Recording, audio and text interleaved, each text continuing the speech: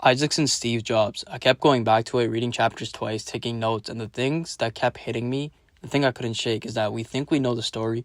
We think we know who Steve Jobs was, the black turtleneck, the keynotes, the iPhone in everyone's pocket. But we really don't know him, not the full picture at least. So that's exactly why today, at the very beginning, not the company, not the products, not the person, from the day he was born to the day he died, every chapter, every jaw-dropping story, every moment that made me put the book down and just sit there and reflect. Because once you see the full arc, once you see where he started and everything he had become along the way, the iPhone makes complete sense. The Mac makes complete sense. All of it makes sense. I'm Manny, and this is the Think Different podcast. Let's get this started. As an honorary to the first episode of the Think Different name, I've chosen to do Steve Jobs because that's honestly where I kind of got the name for this podcast for. So I think it's only right that Steve Jobs is the first episode of this podcast. So February 24th, 1955, San Francisco, California. A young graduate named Johann Schiebel gives birth to a baby boy. She's not married. The father is Syrian-born professor named Abdullah Fattah Jandali isn't in a position to raise a child. And so that they make a decision that, honestly, they did not imagine making. They gave the baby away. The baby gets adopted by Paul and Clara Jobs, a working-class couple in Mountain View, California. Paul, Steve Jobs' father, was a machinist. Clara was an accountant, Steve Jobs' mother. They're not wealthy. They weren't connected, but they want this child more than anything. They gave him a name of Stephen Paul Jobs. And here's the first thing that matters. They told him, they didn't hide it. From a young age, Steve Jobs knew he was adopted. And the knowledge planted 3 ideas inside of him that he carried his entire life. Those 3 ideas were that he was abandoned, he was chosen, and he was special. Think about how complicated it was for Steve Jobs to hold that as a kid. Someone gave you away. People close to him described that the wound was leaving him full of broken glass. An abandonment that cut him from the inside, that connected to a deep, persistent anger he carried everywhere. On the other hand, his parents told him that he was specifically chosen and wanted, and Jobs took that and built that into an unshakable belief that he was different. That the rules that applied to everyone else didn't fully apply to him. And eventually down the story, you'll kind of see how he always didn't think the rules would apply to him. And we'll go deeper into that later on as we get through this episode. His dad Paul taught him something in the garage that might be the single most important thing anyone ever taught him. So Steve Jobs' dad, Paul, would work on cars and electronics with young Steve in the garage. And he'd always say a great craftsmanship cares about the back of the cabinet just as much as the front. Even if nobody ever looks there, even if there's a customer that never sees it, you make it right because you know it's there. Decades later, designing the original Macintosh, Jobs insisted the circuit boards inside the computer had to be beautiful. Parts nobody would ever see. His engineers thought he's lost his mind, Jobs said. But Jobs always said that he'll know. That's Paul Jobs, a working-class machinist in a garage, teaching his son that his integrity is about what you do when nobody's watching, and the lessons became the invisible soul of every Apple product ever made. And as a kid, Jobs was bored out of his mind in school, not because he wasn't smart, because he was too smart for the pace. And when he got bored, he didn't zone out, he would act out with his friends. Him and his best friend spent some time getting all the other kids, I actually love this story, it's pretty hilarious, getting all the other kids to share their bike lock combinations by being friendly, building trust, and then they would go outside, switch all the locks on the bikes, and then nobody could get their bikes. It took them all night to get that sorted out. I love that story not because it's funny. Well, it is funny, but because of what it shows. A 10-year-old Steve Jobs looks at a system, finds exactly where it's vulnerable, gets across to that vulnerability through pure social engineering, and completely flips the expected outcome. That's literally what he did to the music industry at 46, the phone industry at 51. The pattern was already fully formed at age 10. He was already Steve Jobs, but he just didn't have that billion-dollar company yet. Around this time, his dad took him to the Ames Research Center, a NASA facility nearby. And for the first time in his life, young Steve Jobs sees a computer terminal. He said later, he totally fell in love with it. It wasn't cool. Not that it wasn't interesting. He totally fell in love with it. Like it wasn't a machine, like it was something alive, something speaking a language he'd been waiting for his whole life to hear. His dad took him there one afternoon. Didn't know that it would change the world. He just thought it would be something cool for his kid to see. Never underestimate the power of showing a curious person something great. You have no idea what it might light up in them. As Jobs gets older, he meets someone who changes everything. Steve Wozniak. A few years older than Steve, a genuine, once-in-a-generation engineering talent. He could look at a circuit design and see how he can make it simpler and more elegant and more powerful with fewer components. Almost like a sixth sense. And Wozniak built things because he loved building them. Not to sell them, not to impress anyone, pure joy in the craft itself. Pure love of the game, some would say.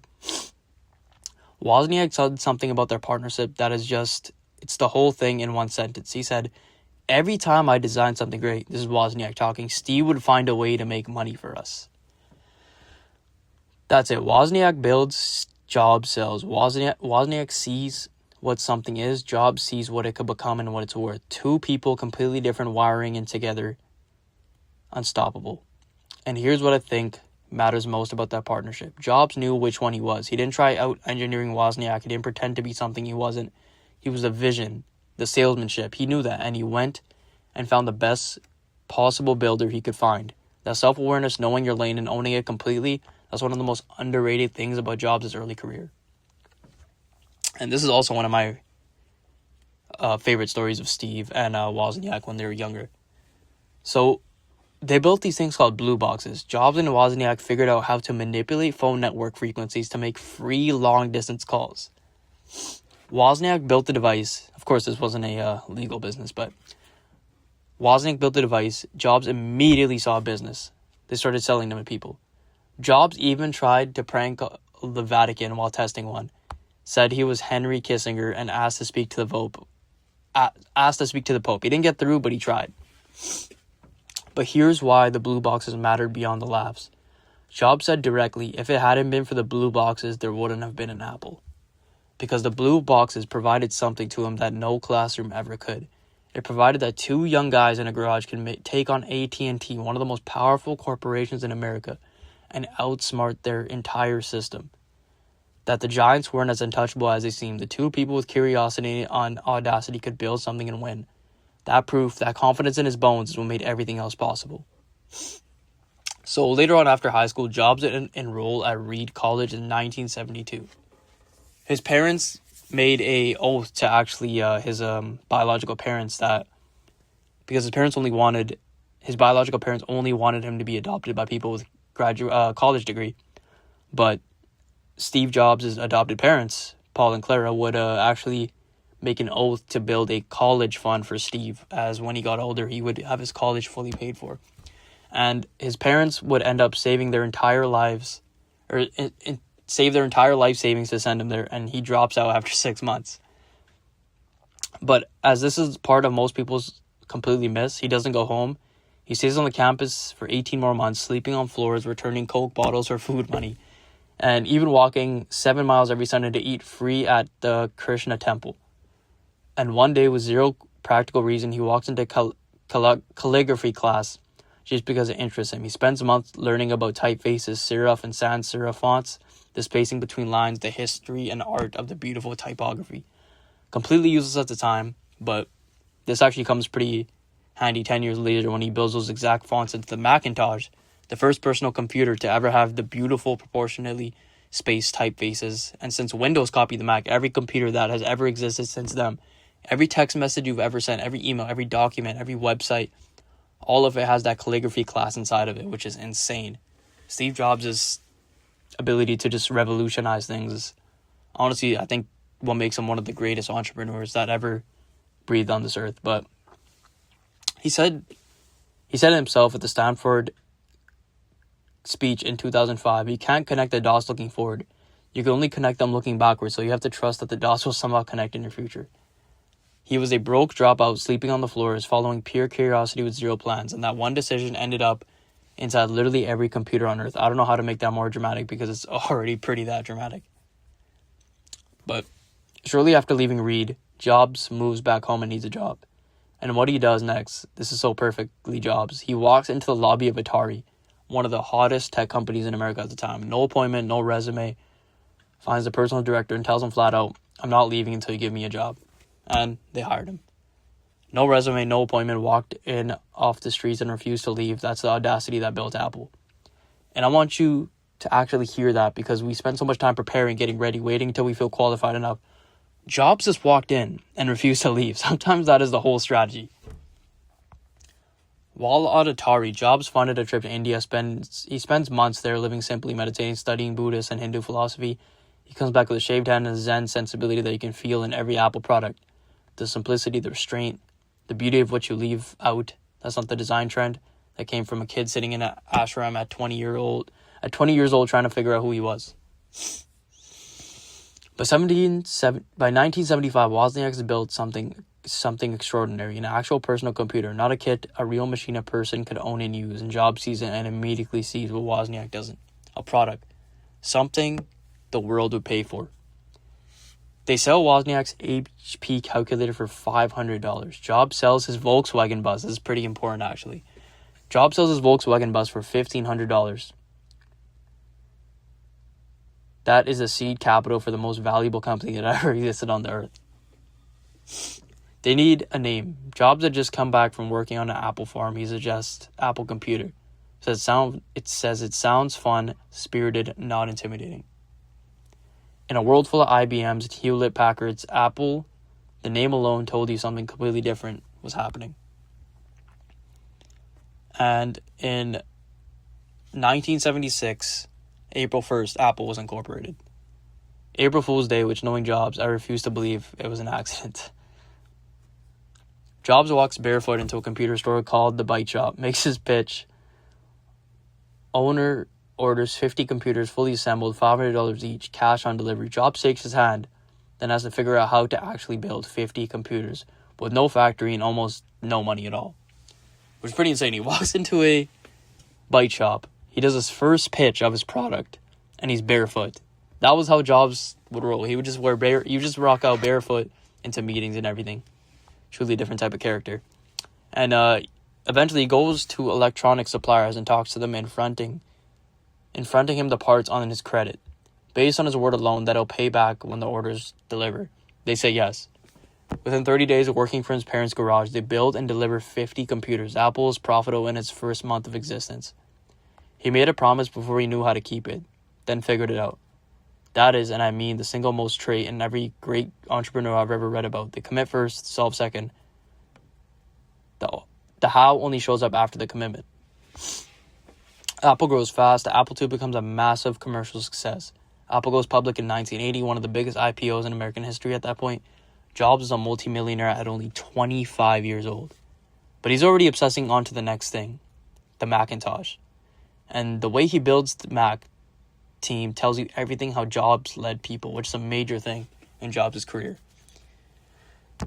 He flies a pirate flag. This is pretty funny as well. He flies a pirate flag over the building where his team works, literally a skull and crossbones on the Apple campus, because he wants his people to feel like rebels, like they're doing something the rest of Apple, the Navy, doesn't have the guts to do. He said, "It's better to be a pirate than join the Navy." And he ran the team with this charismatic scatter-shot intensity that people described as exhausting and electric at the same time. He'd walk the factory floor with a white glove looking for dust. He'd insist the circuit boards inside the computers had to be beautiful. He pushed people past what they thought they were capable of, sometimes brutally, as people do know. And they made things they still can't fully believe they made. That's how much charisma Jobs had as a leader. Around this time, Jobs recruits John Sculley, the president of Pepsi Cola at the time, to be Apple's CEO. He convinces him with one line. He looks at Sculley and says, "Do you want to spend the rest of your life selling sugared water, or do you want a chance to change the world?" Which I love. Sculley leaves Pepsi. Jobs described the day he agrees to come as one of the happiest days of his life. 2 years later, Sculley leads the effort to push Jobs out of Apple. 1985, the board sides with Sculley. Jobs tries to fight it, tries to stage an international coup. It fails, and on the summer day in 1985, Steve Jobs drives home from the company he founded. And he sits in his house alone, and he cries. The man who flew a pirate flag, who had really who had a reality distortion field so powerful that the engineers would agree to do things they swore were impossible, singing at home, crying, because the people he built this thing with just told him he wasn't good enough to run it. And here's the thing that hit me hardest about the moment when I read it. It wasn't just a professional pain. Jobs had given Scully, the investor Mike Markula, the VC Arthur Rock. He'd given these men the kind of trust that goes deep, father figure level trust. And that week, all three of them had abandoned him. Because Steve Jobs would actually seek father figures, and he would look up to these people like Mike Markula and John Scully.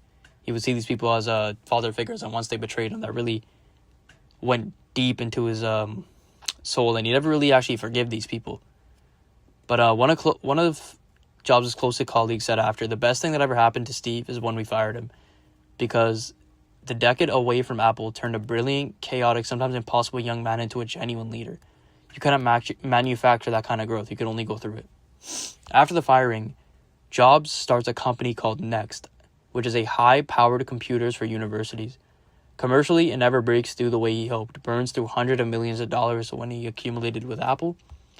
But the technology underneath Next is extraordinary, years ahead of everything else.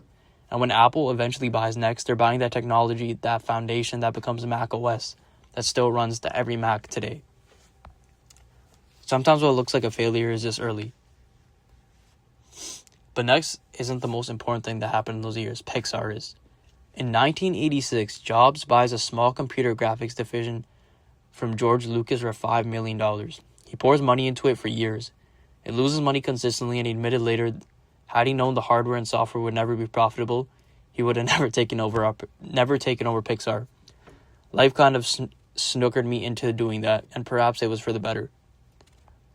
He didn't plan Pixar. He thought he was buying a technology company. What he actually bought was a studio that would make Toy Story, A Bug's Life, Finding Nemo, The Incredibles. He stumbled into one of the most greatest creative companies in the history. And Pixar showed him something that changed everything about how he thought about building teams. He saw what a whole company of players look like. Every single person exceptional. Creative geniuses working alongside technical mastery, not in opposition, together. He said it directly when he came back to Apple, that Pixar was a whole company of A players. That's what it decided to try to do. And then in 1995, Toy Story comes out, first fully computer-animated feature film in history. Massive hit. Pixar goes public. Jobs becomes a billionaire from Pixar, not Apple. The following year, Apple buys Next. Jobs comes back through the door. But he's not the same person they fired. 11 years earlier, he'd built companies, failed and succeeded outside of Apple. Become a father as well, been humbled by things money couldn't fix. He was a sharper, more patient, in some ways more decisive in others. The Apple that fired him got brilliant, difficult young men. The Apple that hired him got back a battle-tested leader who'd been to the wilderness and come back with something nobody could ever have given him. And here's the small story that tells you everything about how he decided to fully commit to coming back. He was torn, he had Pixar, he had a family, he wasn't sure he wanted this fight. So he calls Andy Grove, the legendary CEO of Intel, to think it through. Starts laying out the pros and cons, and Grove stops his mid-sentence as Steve, I don't give a shit about Apple. Jobs is stunned. And in the moment, being told that someone didn't care about the thing he'd been wrestling with, he realized instantly that he did. He always had. He always would. He started it. It was a good thing to have in the world, and that was when he decided not to go back.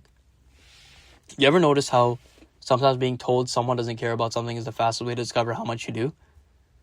September 1997, Jobs become an interim CEO, and what he finds inside Apple is devastating. The company's losing over $1 billion a year. They're 90 days away from being completely insolvent. The company that introduced the personal computer to the world, 90 days from ceasing to exist. And Jobs does something immediately that I think is one of the most courageous business moves I've ever read about. He asks his team one question. Which of our products would you recommend to your friends? Nobody can answer it. So he draws a 2x2 grid on a whiteboard. Jobs loved to work with whiteboards because it was very intimate and allowed him to control the room, which he loved having that sense of control. 4 boxes, consumer, professional, desktop, portable. One great product for each box. Everything else gone. He cuts 70% of Apple's product line 3,000 people laid off, printers gone, servers gone, handheld devices gone. And here's the thing people always miss. He didn't save Apple by adding something brilliant. He saved it by cutting everything that wasn't essential. The year before he returned, Apple lost over $1 billion. His first full year back, 309. Hold on. I don't know why I'm struggling to talk right now. His first full year back, $309 million in profit. Same company, same brand, completely different focus. Subtraction was a strategy. Steve would always come with a minimalist approach. He was always cut down and simplify everything around him. Saying no was a superpower, and we barely talk about it because we're so obsessed with what he added. If Steve Jobs saw something that he didn't like, he would straight up say no, or he would actually literally just say it's shit. He would have people working hours and hours on a product, forcing them to come up with different solutions to different tailored problems, and he would just say it's shit after that end of that. Steve Jobs was not afraid to admit if he did not like something. By 2001, he had been watching the music player market, and he genuinely physically was offended by how bad everything was. He looks at what exists and says the players are so complicated that only a genius could figure out half the features. He sees a market full of mediocre products. And he does what he always does when he sees that. He decides someone needs to fix it, and that someone is him. The iPod project. His main demand the whole time, one word, simplify. Once again, that comes back to Steve Jobs and simplification with everything that he kind of goes with. Every screen, every feature, every function, 3 clicks maximum to get there. If it took more, go back and redesign, always. And the headphone color. Every headphone in the world is black. His whole team assumes the iPod headphones will be black. Jobs says pure white. The device, the headphones, the cable, the power block, all of it, pure white. His team pushes back. Nobody makes white headphones. It's weird. Jobs doesn't care. He cares about what's right, and what's right was white. Clean, distinctive, unmistakable. And those white earbud cables become a walking advertisement. You see someone across the street with white cables and immediately know that person has an iPod. You can't buy that kind of recognition. You have to design it. At the iPod launch in October 2001, instead of putting the product from under a velvet cloth like you usually would with the Macintosh and other Apple products, Jobs says, I happen to have one right here. And he reaches into his pocket, reaches into his jeans, pulling out this gleaming white device. Says, this amazing little device holds 1,000 songs and it goes right into my pocket. As he puts it back in his pocket and walks off stage. The crowd would lose their mind. 30 seconds, one of the most iconic product reveals in history. And then he wraps the whole thing up by the iTunes store. 99 cents a song. Legal, simple, better than anything that existed. He pitches every record label, convinces all of them first week is live. 1 million songs sold. Device plus software plus content store, all integrated, all seamless, all controlled by Apple. That's a strategy that changed everything. Not just one great product, a complete ecosystem around it. And that's what Apple's pretty known for these days too, because the Apple ecosystem, because everything just connects so seamless and just works. That goes back to Steve Jobs' roots with the company that he developed. Around the same time, Jobs identifies something that's been quietly bothering him for years. There's one part of Apple experience he doesn't control. The moment of purchase.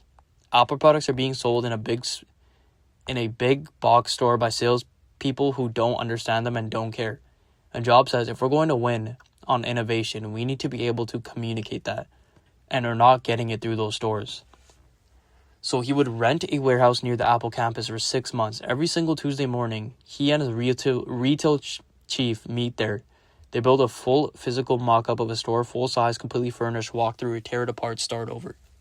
Larry Ellison, which is the CEO of Oracle, one of Jobs' closest friends and one of the most successful tech CEOs alive, said Jobs kept making him come to the warehouse on weekends to look at store mock-ups. Ellison eventually told him, Steve, I'm not coming to see you anymore if you're going to make me go to that warehouse again.